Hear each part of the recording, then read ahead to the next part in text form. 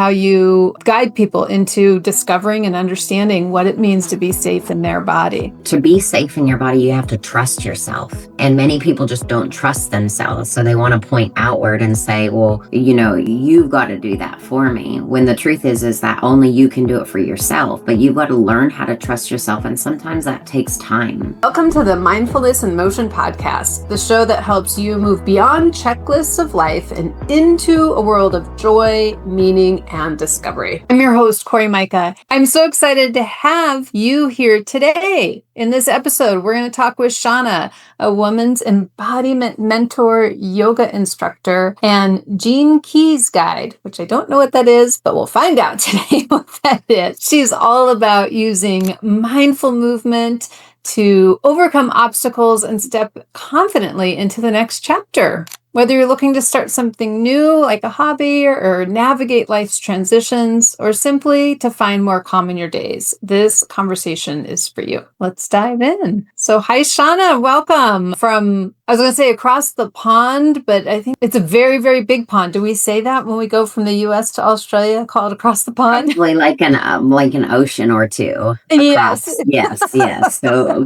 quite far away. Yes. Quite far away, even though you've come from my area of the planet, which is very fun. Indeed. All right. Well, I have to start right in with a piece that I did not know, which is a Gene Key guide. Sure. So the Gene Keys system that was developed by someone called Richard Rudd, and it's based on astrology, and it's based on the I Ching, and it's based on human design. So where you were born, at the time you were born, the location, the time, and the date, depending on where the sun was, where the moon was, where Venus was, where Mars was, Jupiter, all these things. Basically what happens is you get given, based on your location, these keys, okay? And the keys are based on, in the I Ching. The I Ching's been around for about 3,000 years. It's called the Book of Changes. So you could call it like a book to enlightenment, if we were going to call it that, or to your highest potential for love. And each of these hexagrams represent human DNA, okay? So the potential of DNA to go from the shadow state, which is like a heavy state, or a dense DNA, into light. So if we talk enlightenment is just when the cells are light. So there's no density being held in the cells. So you could say, for example, cancer is density in the cells. It's where the cells are mutating too fast, or there's not enough light getting into the cells. I know this sounds a bit complicated, but I'm going somewhere with this. So what happens is, based on where the planets are when you're born, it takes all this information and it gives you these keys, and you have 11 keys. And these keys will tell you in certain areas of your life, for example, your life's work, not necessarily what you do, but how you do your life's work, how you move best in your body, what your defense patterns are in your relationships, what you attract in your relationships. So lots of different layers, but it will tell you what your shadow is. It will tell you what the gift is that you get from that shadow, because we all have areas that are hard to see. So a shadow is like you turn to see it and you can't see it. It's like it disappears every time you turn. That's why it's a shadow, because the light wants to be shown on the shadow. So you have these shadows, and the more you become aware of your shadows, they transform into these gifts. And these gifts are unique to you, that you're here to bring to the world. And then at the highest level is that unconditional love, or in the Gene Keys, it's called the Siddhic state, which you could call like the enlightened part of that gift. And so this has been a huge tool. I've used it for about 5 years now for transforming my life. I've worked with a lot of different practices, but I've never found something that's just so pinpointed that was a system. I've had many wonderful mentors sort of direct me in areas where I had room for improvement, but I've never had a system that said, this is your shadow. And I've never felt so like, whoa, that is definitely my shadow. Yes. And been able to work with that, and then accept my shadows, which lead into the gifts. And so I feel like it's this amazing transformational system that if people, and it's free. You could go and you can look it up and you can find out what your shadows are if you want. It's just a little bit hard to understand sometimes when you start. You go, I see this big chart and I go, what do I do with that? But if you just look at your gifts and your shadows, you can be like, yeah, I can see how I really have that gift. Yeah. Or I can definitely see that that shadows come up over and over again in my life. And so, yeah, it's a tool for transformation would be the easiest way to put it. But it's complex when you first try to understand it, like anything. It's hard to understand. And once you get it, you're like, oh, this is all connected. So, Yeah, well, I get it. And it's like many tools, this piece, when we use any kind of learning tool or self-guide tool that helps us step aside from ourselves and to be able to see and define and name who we are and how we operate in the world. And I know how important it is for us to welcome in all those sides versus resisting them into who we are. And we can resist it and push it away, or we can use a tool like this to give ourselves a little space and see how we can relate to it and be with it. Yeah. So this sounds like a real kind of mindfulness tool that you're able to get some insights. And we really look at how you use mindfulness and then put it into motion in our life, because these kinds of tools, they're great and interesting kind of as a standalone thing, but it's how do we take that into our day-to-day life? So how do you bring that into motion for people, either through their yoga practice or other ways in their life? well, it's interesting because I really feel like this day and age, we're all about give me tools and tell me what to do. And this is not one of those things. There's nothing to do with it. It's an awareness. It's a contemplative tool. It's like, oh, wow, there's that shadow again. Ooh, this is interesting. Okay. And then there's this contemplation as one of the pillars, but also compassion and inquiry. So it's just this high level of compassion when noticing these parts of yourself. So it's like mindfulness in motion to me is like, I have this awareness, but I don't need to do anything about it. I need to just continue to remain awake and aware for a while and allow myself to simmer in this, because we don't always have to be doing things in life. Sometimes we can just have this awareness and we can continue to allow the awareness to keep coming into our field or into our awareness and having compassion for ourselves. And that's the motion, is the compassion, like, there it is again.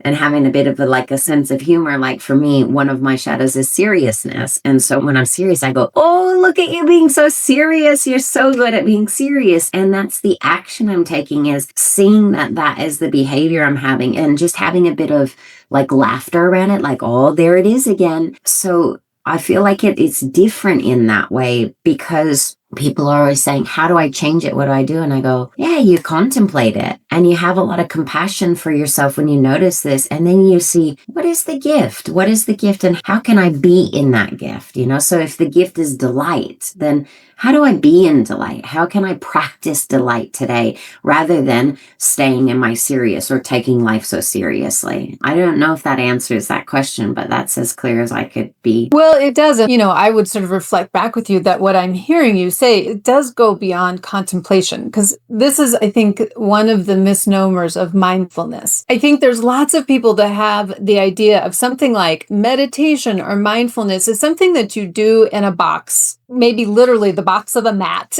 like a yoga mat or something like that.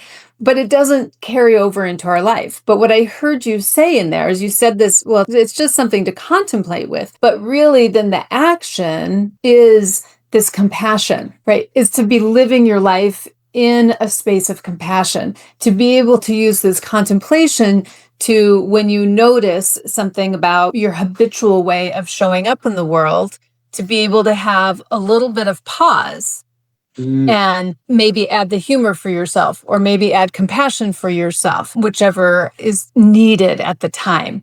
And I think this is the bridging the gap that's so important for people to be able to have, to say, oh yeah, I give myself this awareness and this contemplation, but how do I carry it out in my life? Where are the places that I find it in my life? Because yeah, we live in action all the time.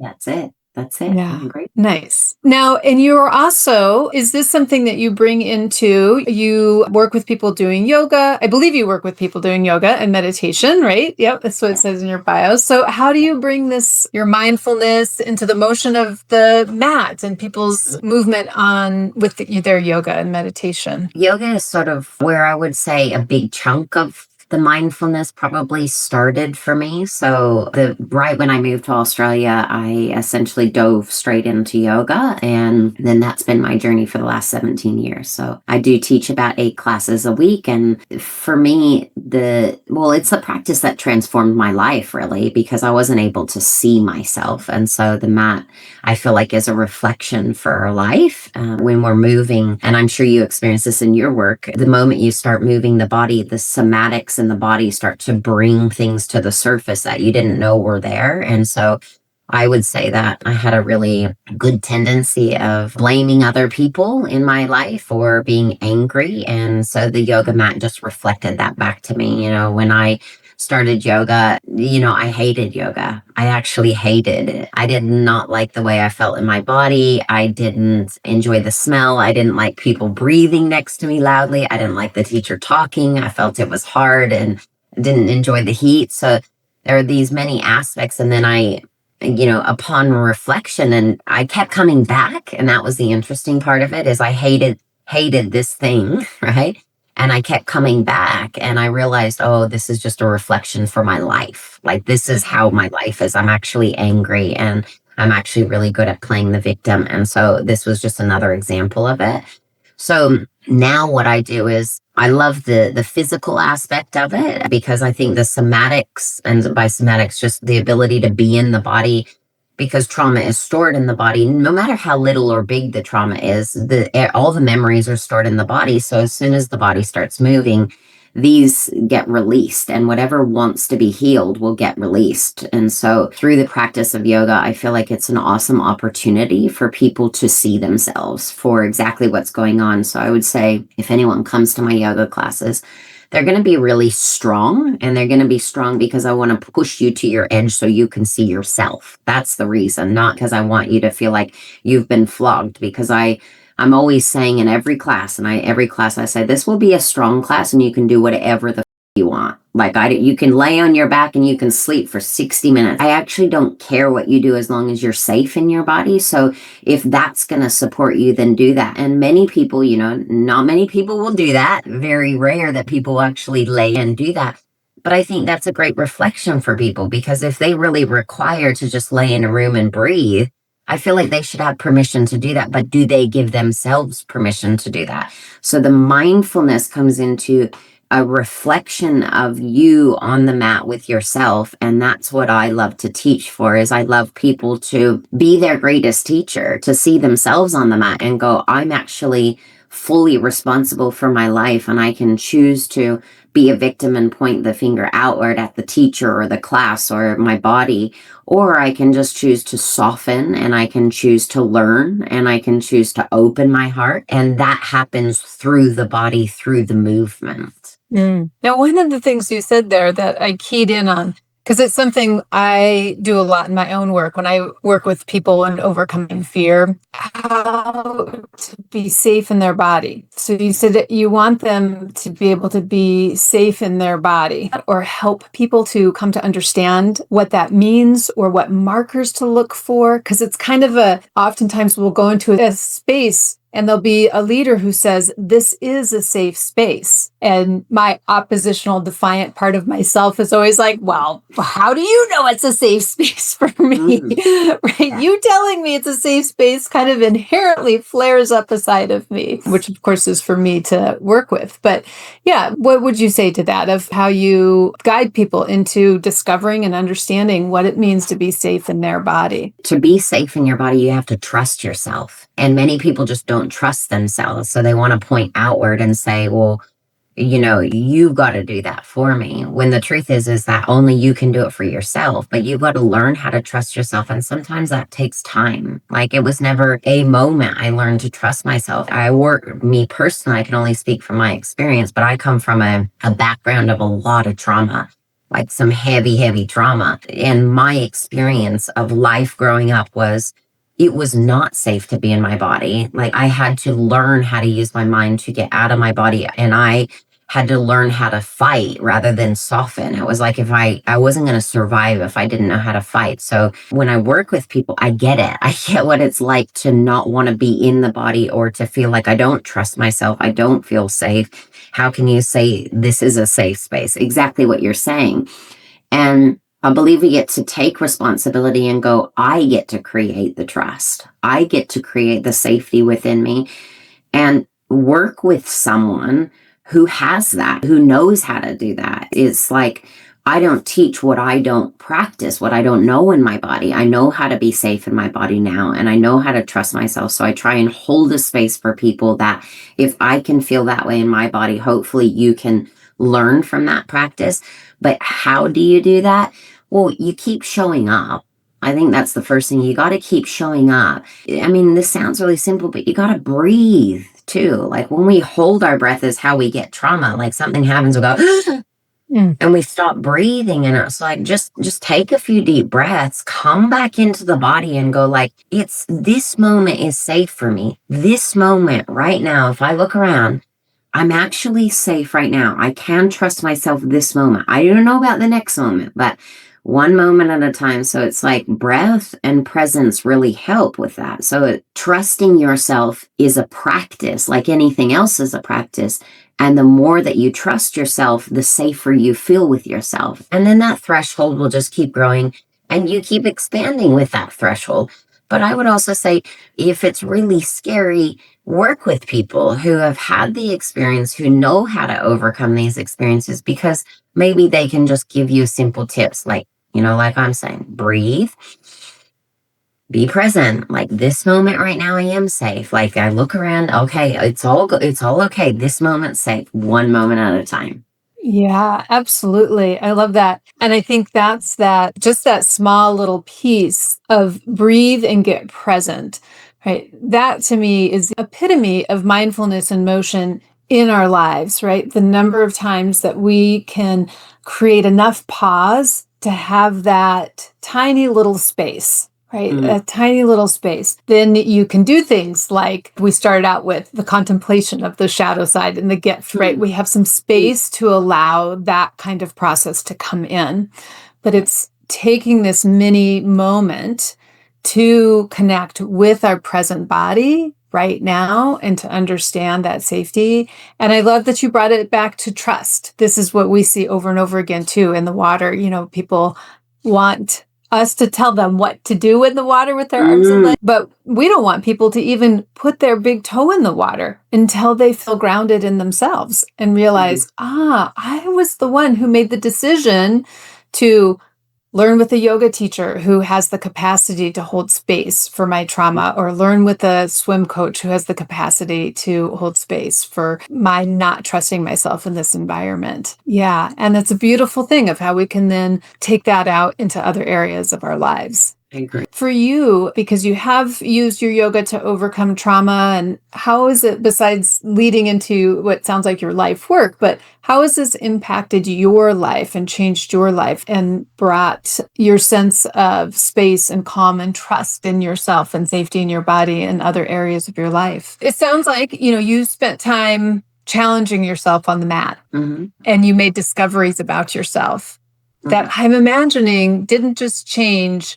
in the 60 minutes or 90 minutes or however long you were in that yoga class. It changed some things outside of your life too, and made it impact in ways in your day-to-day life. So I'm curious if something comes up for you about how this on the mat transformation shows up in other areas of your life. Yeah, I mean, I really feel like everything is connected, that there's no separation. So the mat was a big part of the start of my journey. I would say of doing more of the deeper dive. I've always been introspective, and I graduated with a college degree in social work. So I think I had always had that passion to work with people, but I don't know that I had really done my own work when I was in that social work field per se. So yoga was that first process of, realizing I'm really angry and I'm a victim. I play the victim role. And that doesn't excuse, because of the upbringing, there was an element of hard and challenge, but that doesn't mean that I needed to sit in the story of it the rest of my life and use that as an excuse to be angry or volatile or to beat the crap out of myself emotionally. So I think yoga was the start of that, like, oh, that awareness. And like I was saying, I feel like life just evolves itself as it happens. So I decided, oh, I'm going to do this 40-day challenge.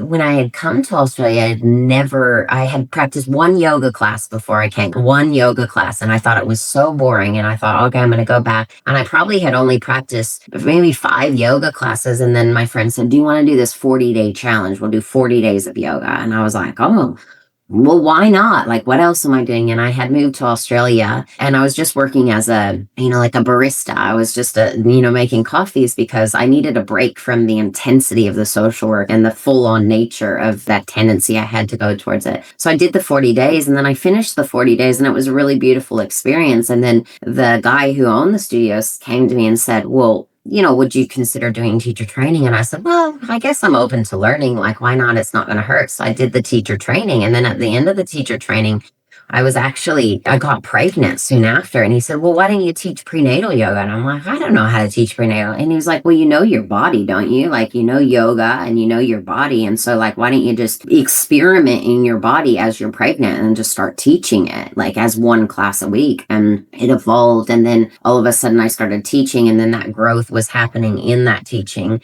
During the process of that, I had decided, oh, I think I want to run yoga retreats, because I had gone to a couple yoga retreats and I felt like they were really full on. Like, I would come back and feel like I needed a holiday after the yoga retreat. It was just so full on. So, like, I think I want to run yoga retreats. And in that process, I met a woman who said, look, I do a bit of business coaching. Well, little did I know that the business coaching was all looking at the unconscious stuff. So I learned EFT, which is emotional freedom technique. And when I learned that, it unlocked a lot of things that I didn't know were stored in my body. So it was like I had this combination of this physical somatic practice of yoga. And then I was working with this amazing woman who was able to see all these blocks and had this really great intuition to see how I was holding myself back in life. And so the whole story being is, like, one thing was just leading to another. Then I went, this is amazing. Like, why did I learn social work, which is going through the head, when it's all stored in the body? So then I learned how to be an EFT practitioner. And then I went into kinesthetics processes, which is in the body. Then I studied to be a psychic and learned how to access information. And, it all fed together, you see? Mm-hmm. And so I wouldn't say that it was like one thing, but I think I have always been in my body. I was a high level soccer player growing up and was paid to play soccer. So I knew how to be in my body, but I knew how to essentially just throw myself into it and not know how I felt in my body. I just knew how to get the job done. And that was the problem, is I always knew how to get through life. I knew how to fight through life. I knew how to just get it done. And then yoga was like this whole other side of, oh, but how does it feel? I was like, what do you mean? How does it feel? And it's like, how does it feel? And I was like, well, this is freaking scary. Do you know what I mean? Like, this is scary, is how everything feels scary in my body. Right. And then that all involved. And as I did some of the unconscious work, I could see, oh, this is why my body responds this way. So yeah, that's all to say that I think it's all tied together and it's all connected. And yeah, the practice of getting into my body in a mindful way is probably what really shifted my life. Mm-hmm. Yeah. You got to that pivotal point there towards the end of exactly that. You're a paid professional soccer player. So your body's very powerful and can do things. I mean, this has got to be something lots of people can relate to. We're really good at using the machine of our body to do something, maybe professionally, like physical soccer, but maybe it's the machine. So many of us are in our heads for most of our things. We use the machine of our brain to do our jobs. There's so many jobs these days that are about our brain. But when we're asked the question, how does that feel? Oh, that's where, like, the rubber meets the road. Oh my gosh, what do you mean? How does it feel? And that really takes bravery and is a transformational moment when people are curious and willing to do that work. Mm. And on the other side, then this is where and perhaps I'll fill in and you can tell me if you agree with this or not, is we feel fulfilled in the things that we're doing. No longer are you playing soccer just to do the machine of soccer, but maybe also for the pleasure of the soccer, for the Absolutely. enjoyment of it. I mean, earlier you had what looked like a young person to me, maybe popping in, Yeah, connecting, and the pleasure of loving another human being, not just doing the functional tasks of raising a human being. absolutely. Absolutely. Yeah. I mean, what you're saying is spot on. I really believe that a lot of people live their lives just going through the motions, Absolutely. literally just doing the things, and they miss out on the beauty and the joy of life that comes from feeling life. But feeling goes so much beyond just the good stuff. Like, you have to have the capacity to feel the darkness and the entropy and the difficulty and the struggle. Your capacity to feel that is then on the other side, your capacity to feel joy and ecstasy and bliss in everyday life. If you can go to it's like with the lower frequency, the deeper you can go, then the higher you can receive on the other side. But a lot of people just want to sit in the middle ground, and they call it a happy life, and they're not really happy, but they're not really doing the work either. And not that everyone needs to do the work. I think everyone's on their own journey, and I have no judgment towards anyone that doesn't want to do the work. But I just go, if you want the capacity to live with all of life and all of its beauty, you have to have the willingness to go to the depths as well, and to go in and feel it all, feel the full capacity of life. Because I do believe, fear sits right next to excitement. They feel almost identical in the body, right? Like the tummy tingles, and you're like, oh, am I scared or am I excited? And it's kind of Right. like they're both the same. And then you realize, oh, wow, in the body, you can be experiencing two extremes and they're almost the same. It's interesting. Hmm. It is interesting. I realized last couple years working with clients, I'm like, oh, that's what we mean by flipped out, that we Mm, flip, right? The body's experiencing the emotion and mm, we flip from one side of the spectrum to the other, where it's excitement to panic. It mm, presents the same in the body, but we've just flipped it. I see this, an extreme is people jumping into the water. You have so much excitement and it mm. flips into panic. Right? Yes, It's a yes, very thin yes, line there yes. between Yeah. the two. Yeah. And we'll just bring it back to this idea too of allowing yourself to have those shadow sides and your gifts, right? Hmm. Is that fullness of life, and to be able to use something like a grounding practice to come into that breath, to come into the present moment, and to bring your focus of trust and safety within yourself.